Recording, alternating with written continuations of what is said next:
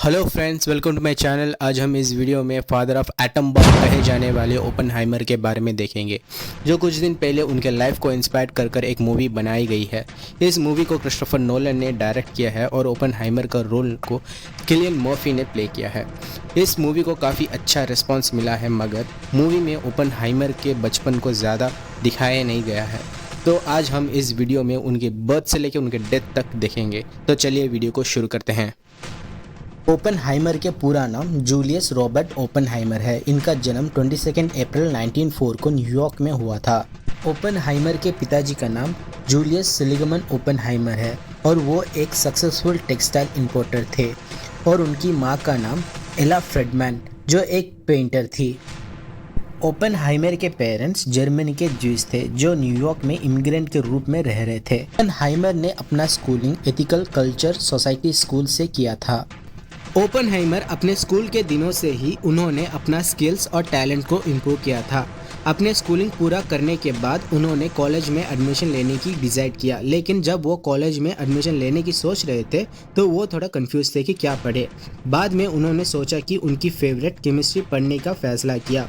उन्होंने दुनिया के सबसे बड़े यूनिवर्सिटी में से एक हार्वर्ड यूनिवर्सिटी में chemistry as a major join किया था। केमिस्ट्री ज्वाइन होने के बाद सडनली उनका इंटरेस्ट फिजिक्स में आ जाता है, तो वो अपना डिसीजन चेंज करके फिजिक्स में एक्सपेरिमेंटल फिजिक्स पढ़ने की सोचते हैं और उसी सेम कॉलेज में वो एक्सपेरिमेंटल फिजिक्स की पढ़ाई करते हैं। एक्सपेरिमेंटल फिजिक्स के अलावा वो ग्रीक फिलॉसफी और फ्रेंच लिटरेचर की पढ़ाई भी करते हैं। पढ़ाई के ऊपर उनका इतना इंटरेस्ट था कि वो कभी कभी घर नहीं जाते थे, वो अपना मैक्सिमम टाइम लाइब्रेरी में ही बिताते थे। हालांकि उनको पढ़ाई में बहुत इंटरेस्ट था, लेकिन सडनली उनके लाइफ में एक प्रॉब्लम आ जाता है, जिससे उनकी पढ़ाई कंप्लीट करने में थोड़ा डिले हो जाता है। उनको कोलाइटिस नाम का एक बीमारी हो जाता है। बीमारी के वजह से जो आदमी अपना मैक्सिमम टाइम लाइब्रेरी में बिताता था, वो बीमारी के कारण ट्रीटमेंट के लिए अपना टाइम हॉस्पिटल में बिताने लगा। बीमारी से रिकवर होने के बाद हार्वर्ड यूनिवर्सिटी से अपना पढ़ाई कंप्लीट करते हैं और कैम्ब्रिज यूनिवर्सिटी में ज्वाइन होते हैं। कैम्ब्रिज यूनिवर्सिटी में एक्सपेरिमेंटल फिजिक्स के ऊपर रिसर्च करते हैं। कैम्ब्रिज यूनिवर्सिटी में एक्सपेरिमेंटल फिजिक्स के ऊपर रिसर्च करते हैं। शुरुआत में वो कैम्ब्रिज यूनिवर्सिटी ज्वाइन कर बहुत खुश थे, लेकिन कुछ दिन बाद वहाँ के लैब वर्क्स के कारण वो नाखुश हो गए। ओपनहाइमर को कैम्ब्रिज यूनिवर्सिटी में उतना सपोर्ट नहीं मिला जितना वो एक्सपेक्ट कर रहे थे।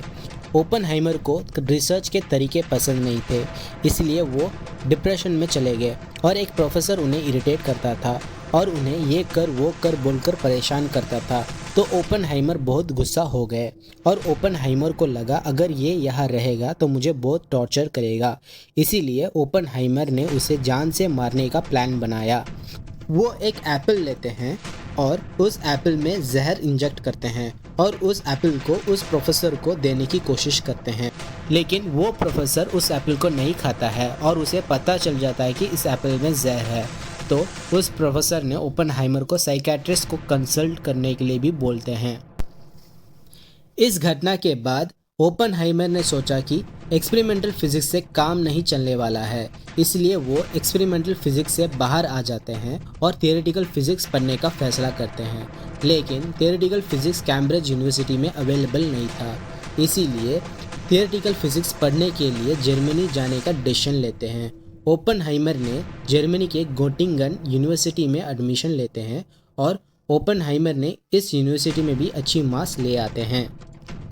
ओपनहाइमर अपने 23 साल की उम्र में ही अपना पीएचडी प्राप्त कर लेते हैं। पीएचडी प्राप्त करने के बाद वो वापस अमेरिका आ जाते हैं और कैलिफोर्निया इंस्टीट्यूट ऑफ टेक्नोलॉजी में असिस्टेंट प्रोफेसर बन जाते हैं। फिर वो अपना रिसर्च शुरू करते हैं।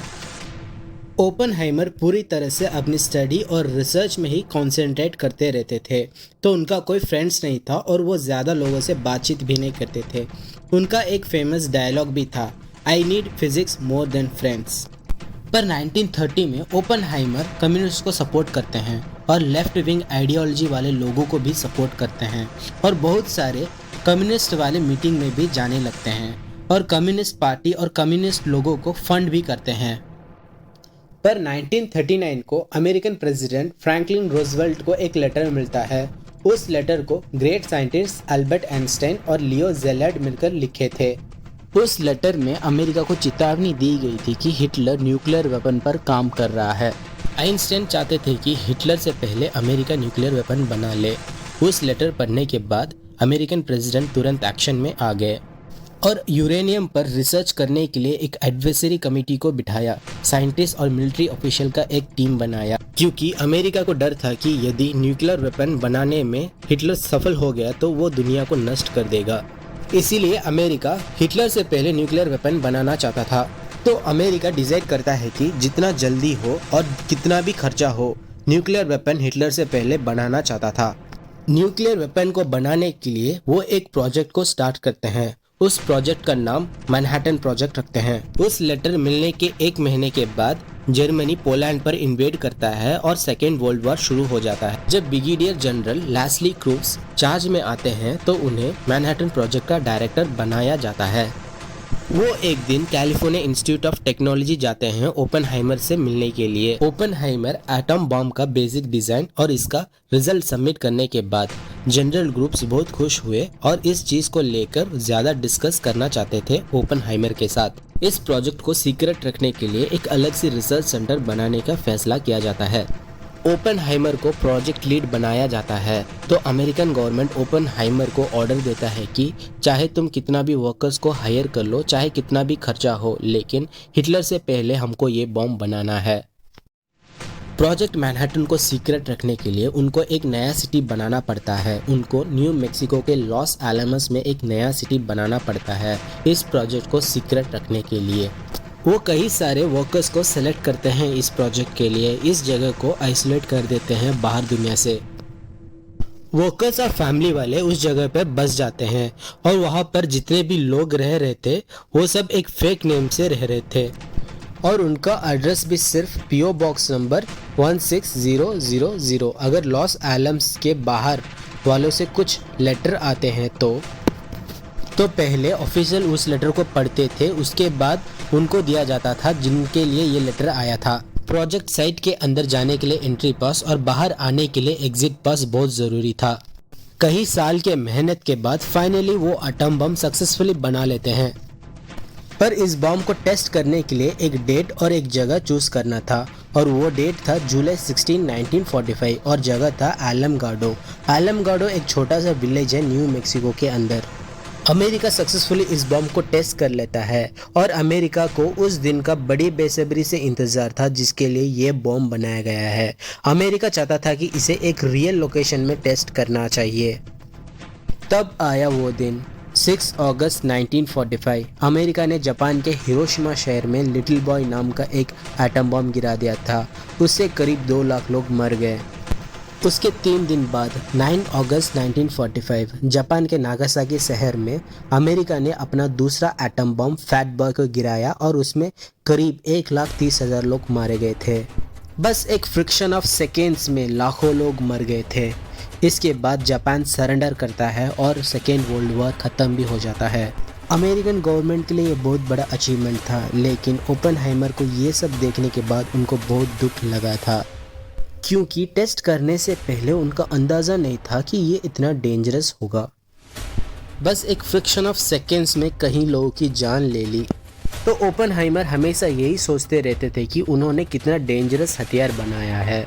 इस बात ने उनको इतना परेशान किया कि वो डिप्रेशन में चले गए और बाहर नहीं आ सके। कुछ महीने डिप्रेशन में रहने के बाद वो धीरे धीरे उस डिप्रेशन से बाहर आ गए। डिप्रेशन से बाहर आने के बाद उन्होंने सबसे पहले दुनिया को एक बात बताया। उन्होंने बताया कि मैं अपने लीडर के लिए काम करता हूँ, लेकिन मुझे नहीं पता था कि मेरा लीडर कितना बुरा है और वो कितने लोगों को मारेगा। मुझे नहीं पता था कि ये लोगों को मारने के लिए इतना बड़ा हथियार बन जाएगा। और उन्होंने इनडायरेक्टली ये भी बताया कि इस वेपन को वो एक अच्छे उद्देश्य के लिए बनाया था, लेकिन सरकार ने इसकी गलत इस्तेमाल किया। इसके बाद अमेरिकन गवर्नमेंट ने ओपेनहाइमर को एटॉमिक पॉलिसी की एडवाइज़र के रोल में अपॉइंट करती है। ओपेनहाइमर धीरे धीरे से अपने डिप्रेशन से बाहर आ ही रहे थे, लेकिन फिर उनको एक चौंकाने वाला बात पता चलता है। 1949 में अमेरिका के बाद सोवियत यूनियन अपना पहला एटम बम बना लेता है और उसे सक्सेसफुली टेस्ट भी कर लेता है। इससे अमेरिका को एक बार फिर से झटका लगता है। अमेरिका की तरफ से कई सारे सवाल खड़े हुए, क्योंकि अमेरिका ने 1945 में अपना पहला एटम बम बनाया था। इसके 4 साल के अंदर कैसे सोवियत यूनियन ने अपना पहला एटम बम बना लिया। तो अमेरिका ने सोचा, अगर सोवियत यूनियन को हम ऐसे ही छोड़ देंगे तो एक दिन वो हमसे भी बड़ा पावरफुल बन जाएगा, तो हमें एटम बम से भी कुछ बड़ा वेपन बनाना है। अमेरिकन गवर्नमेंट ओपेनहाइमर को फिर से बुलाते हैं और उन्हें एक नया प्रोजेक्ट बनाने के लिए बोलते हैं। तो अमेरिकन गवर्नमेंट ओपेनहाइमर को हाइड्रोजन बम बनाने के लिए बोलते हैं। ये सुनने के बाद ओपेनहाइमर पूरी तरह से चौंक गए, क्योंकि हाइड्रोजन बम एटम बम से 1000 गुना डेंजरस होता है। अगर हिरोशिमा में एटम बम की जगह हाइड्रोजन बम को गिराया होता तो पूरा जापान ही खत्म हो जाता। ओपेनहाइमर ने उनको बोला कि मेरी बनाई हुई एटम बम से ही आप लोग इतना बड़ा तबाही मचा चुके हैं। अगर मैंने हाइड्रोजन बम बना दिया तो आप लोग पूरा दुनिया को ही डिस्ट्रॉय कर देंगे। हाइड्रोजन बम बना के मैं पापी नहीं बनना चाहता हूँ। इस बात को सुनने के बाद यूएस गवर्नमेंट को बहुत गुस्सा आता है और ओपेनहाइमर के ऊपर यूएस गवर्नमेंट शक भी करती है। और यूएस गवर्नमेंट दूसरी एंगल से सोचती है, अगर सोवियत यूनियन ने इतना जल्दी एटम बम बनाया है तो इसके पीछे कोई बड़े साइंटिस्ट का हाथ हो सकता है और वो ओपेनहाइमर भी हो सकता है, और may be Oppenheimer Soviet union का स्पाई भी हो सकता है। और यूएस गवर्नमेंट ओपेनहाइमर को इन्वेस्टिगेट भी करती है। इन्वेस्टिगेशन में ये पता चलता है कि ओपेनहाइमर कम्युनिज्म को सपोर्ट करने वाले व्यक्ति थे कुछ साल पहले। तो यूएस गवर्नमेंट का शक और भी ज़्यादा बड़ा हो जाता है। तो यूएस गवर्नमेंट ओपेनहाइमर की पूरी हिस्ट्री को निकालती है और उन्हें हमेशा वॉच करती रहती है। और कम्युनिस्ट यानी सोवियत यूनियन, अगर कोई व्यक्ति कम्युनिस्ट को सपोर्ट कर रहा है तो उसे कम्युनिस्ट वाले देश में भी इंटरेस्ट हो सकता है। और ओपेनहाइमर ने कई सारे कम्युनिस्ट पार्टीज को फंड भी किया था। यूएस गवर्नमेंट ओपेनहाइमर के खिलाफ एक एविडेंस कलेक्ट करता है और ओपेनहाइमर के खिलाफ एक इन्वेस्टिगेशन बिठाता है। ये इन्वेस्टिगेशन 1 महीने तक चलता है। ये सब चीज़ों से ओपेनहाइमर फिर से डिप्रेशन में चले जाते हैं। ओपेनहाइमर के केस कोर्ट में भी चलता है और ओपेनहाइमर के खिलाफ कोर्ट फैसला सुनाती है और ओपेनहाइमर एक स्पाई बोलकर कंफर्म किया जाता है और न्यूज़ और मीडिया इस बात को ज़्यादा फैलाते हैं। यूएस गवर्नमेंट ओपेनहाइमर के हर एक पोस्टिंग्स को छीन लेती है और उनके घर के सामने 24/7 वॉच करती रहती है। और ऐसे ही कुछ साल जाने के बाद इन्वेस्टिगेशन के रिकॉर्ड सब लीक हो जाता है और उसमें पता चलता है कि ओपेनहाइमर स्पाई नहीं थे और वो अपने देश के खिलाफ कुछ गलत नहीं किए थे और उनके ऊपर लगे दाग सब कुछ मिट जाता है।